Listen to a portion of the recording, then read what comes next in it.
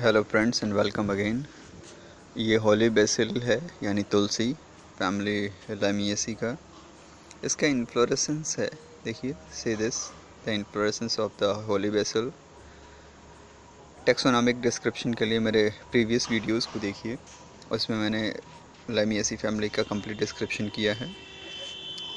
Flowers normally fruit में convert हो जाते हैं, तो इनके जो फ्रूट होते हैं बहुत ही यूज़फुल होते हैं, हाई मेडिसिनल वैल्यू के होते हैं। एक्चुअली ये पूरा प्लांट ही हाई मेडिसिनल वैल्यू का है और इसीलिए इसको इंडिया में गॉडेस की तरह वर्शिप किया जाता है। It is worshipped as goddess.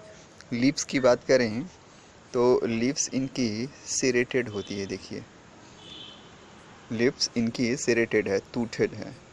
So this is about the flowers and leaves of Oscimum sanctum. Thank you.